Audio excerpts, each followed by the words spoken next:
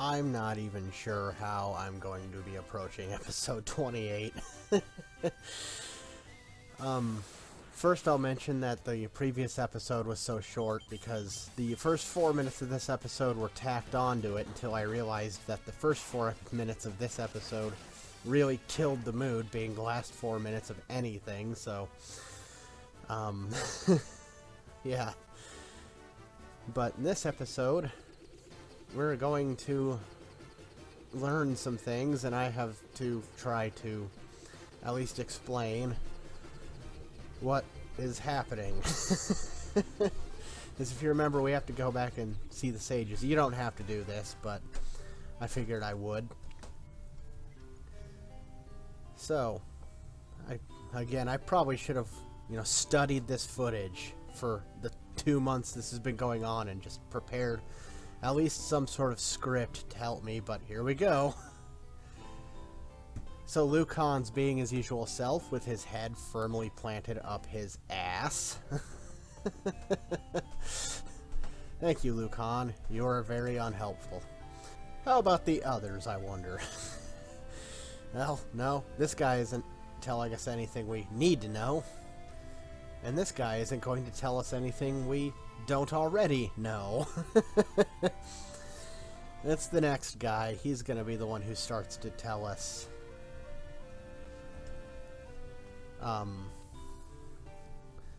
He's gonna drop some info that we actually need to start knowing. Yeah.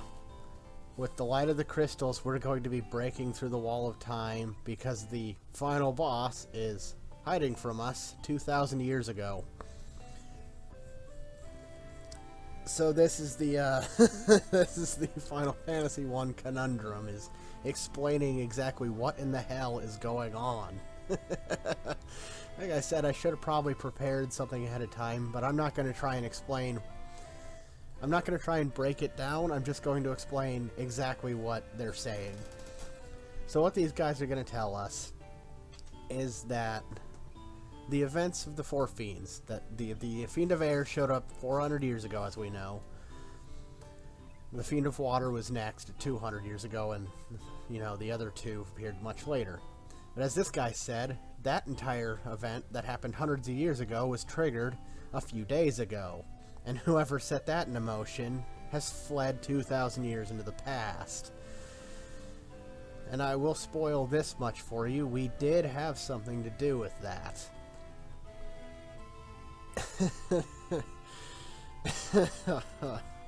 And, I don't...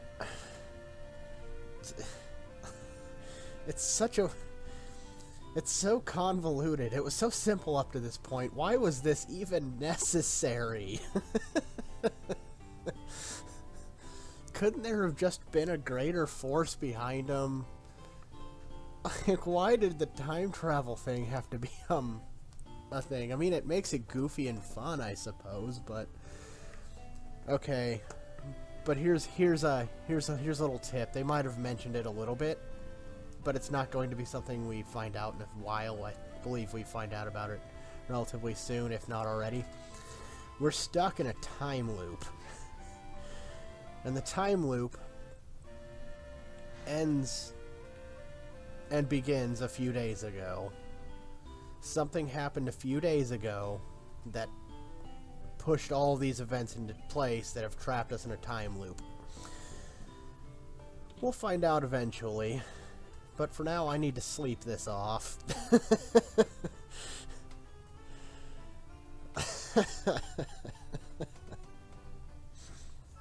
Welcome to Final Fantasy, folks.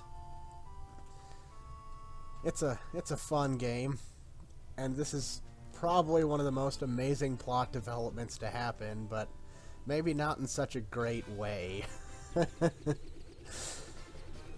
Oh, but there's more things I've alluded to that we're gonna run across that may or may not shed a little more light on it. See, I was reviewing the footage and going, man, I really should have scripted some of this out because there's a lot being dumped here. But let's kill some zombies just for old time's sake. I should have cast Holy with her just to be redundant. It didn't matter. And that would have wasted MP. But this is a room with 5 bats that we've been in before, isn't it? It's all coming together. This guy says a little bit of confusing stuff because I thought that they had been sent out recently, but according to that guy, they were sent out 400 years ago. And have been here for 400 years, unable to speak. But the way they were talking about them in Lufinia, you'd think they'd sent them out like a month or so ago, maybe a week ago, maybe a few days ago. But shining the light of the crystals on that sphere thing in the middle will open up a time portal into the past, and we get to go into the past and kick the ass of whoever is behind these shenanigans.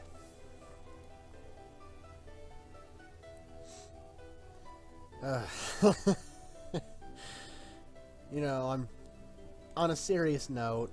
If your story starts to want to include time travel, maybe you should rethink your story. It never works out in your benefit most of the time, unless it's being rather tongue-in-cheek or you have a really, really good writing team. Well, it's not too distracting though. It's a funny little thing. It's just,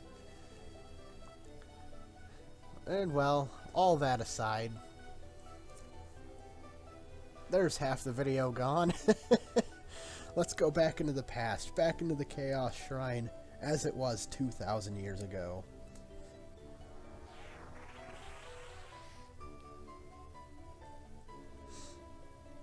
Anytime now. And this is the final dungeon. Maybe I should shut up and let you hear the song that is playing in the background. Well, you know, as soon as we get out of battle, because it's a really good theme. You know, I'll try to find a proper place to do that, or maybe I'll post a little bit of it at the end of the video if I can't find anything, because unfortunately encounters are going to be happening. So I will not shut up and let you hear the theme. We will fight white dragons, however. You can throw 3 of them at us if you want. They're still unimpressive. They were unimpressive back in the ice cave before we upgraded our classes. You know, around 20-ish levels ago, maybe? I don't know, I haven't been keeping count. So this dungeon's actually kind of neat, but it's a little bit of a pain to memorize without just going through it in a practice file, because it's a weird dungeon. I went to the practice file and found my way through it, and then looked at a map and was just like, yeah, this is a bit much to memorize. So it was luckily easy enough to memorize from the practice file alone. It's got a weird layout is all. But you basically go up to the 3rd floor, and you'll open up a sealed door that you need an item to get through. The loot that we got all the way back in level 2. Loot as in L-U-T-E, the guitar that we got from Princess Sarah. This is where it's used. Hope you grabbed it. Oh wait, if I remember right, you had to grab it. She wouldn't let you leave without it. At least in the Game Boy Advance version. But you go up to here, you open up a passageway which takes you back down to the 1st floor, and then you go down to the basement, which has 5 different levels. So it's a pretty big dungeon, but it's not complicated. The first 3 floors are complicated if you're attempting to use a map and you forget what's where. But the practice file alone was good enough for me to get it memorized.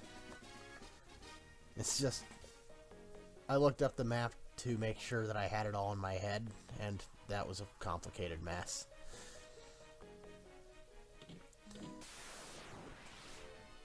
And this is the only death eye I even know about. It's a set encounter tile. You know, he's in this square. He's not that hard. He gives off 1 experience and 1 gil. Thanks, designers. And I, like Evil Eyes before him, I don't know what he even does. What is the point? Well, I gained the gil and experience I earned from it, I suppose. But I like this dungeon. It's kind of neat. It's not as pleasing to the eye as the underwater shrine, and it's not as fun as the flying fortress. But it's pretty good. It's a solid entry into our dungeons. As far as dungeons go, it's my second favorite to play through. But even the flying fortress is second in looks. I'm glad you know exactly what to do, Hero, because I don't know how we're supposed to figure this out. It's never been an issue for me. And thus we enter the second phase of the dungeon. Thank you for joining my inadequate explanations of the plot. I will see you next time. Bye.